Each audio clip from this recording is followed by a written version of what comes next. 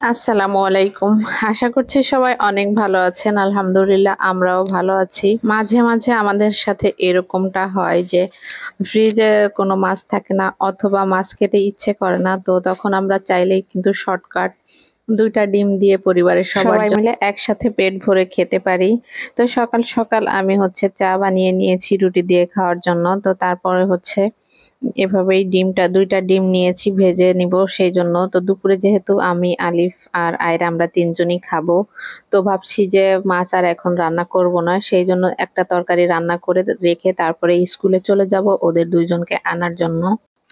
আয়রা আবার ডিম খেতে মোটামুটি ভালোই পছন্দ করে, তো যেহেতু আমরা ২ জন ৩ জন খাবো, ভাবলাম এখন মাছ না বের করি, এখন এই জন্য ডিম দিয়ে শর্টকাট একটা তরকারি রান্না করব। ফ্রিজে ২টা কাঁচকলা ছিল, সেই কাঁচকলা দিয়ে আর এই ডিম দিয়ে কিভাবে রান্না করি সেটাই দেখতে থাকুন। পেঁয়াজ আর মরিচটা ভেজে নিয়েছি, এখন আদা পেস্ট, রসুন পেস্ট, একটু জিরা বাটা সবকিছু দিয়ে নিচ্ছি। আর এই মশলাগুলো আমার ফ্রিজেই করা ছিল, বাটার কোনো প্রয়োজন হয় নাই। যেহেতু আমি শর্টকাটে রান্না করব, এখন রান্নাটা করে রেখেই আবার স্কুলে যেতে হবে, সেই জন্যই শর্টকাট ওয়েটাই ফলো করতেছি। এখন লবণ দিয়ে দিলাম, হলুদ দিয়েছি, হলুদের গুঁড়া দিয়ে দিয়েছি, ধনিয়ার গুঁড়া দিয়ে দিয়েছি। এখন সবকিছু একটু ভালো করে কষিয়ে নিব মশলা দিয়ে।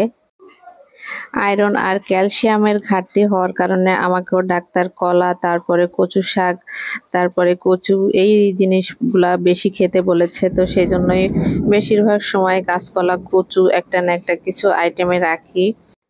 মশলা দিয়ে কষানো হয়ে গেলে আমি ঝোলের জন্য পানি দিয়ে দিলাম। আমি একবারেই পানিটা দিয়ে দিয়েছি। এখন পানিটা একটু বলক উঠে গেলে তারপরে আমি ডিমগুলো দিয়ে দিচ্ছি।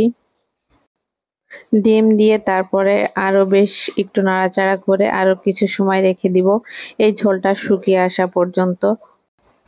মাছ দিয়ে যখন ঝোলের তরকারি রান্না করি তখন কিন্তু আমি রান্নার শেষ দিকে বেরেস্তা বাটা দিয়ে তারপরে তরকারিটা রান্না করি। যেহেতু এটার ঝোলটা আমি শুকিয়ে নিব, এই জন্য আর বেরেস্তা বাটাটা দিলাম না। এভাবেই কিন্তু খেতে ভালোই লাগবে, জাস্ট ভুনা ভুনা তরকারি যেটা রান্না করা হয় সেটাই। তো জাস্ট আমি একটু সবজি দিয়েছি ডিমের সঙ্গে, এই ডিফারেন্স। তো সেই সাথে রাতের করলা ভাজি ছিল, সেটাও একটু গরম করে রাখছি।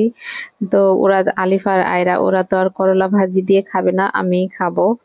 আর এই তো আমার রান্নাটা প্রায় শেষ হয়ে গিয়েছে। তো আপনি ভিডিওটা কে কোন জেলা থেকে দেখছেন আর কে কোথা থেকে দেখছেন সবাই একটু কমেন্ট করে জানাবেন।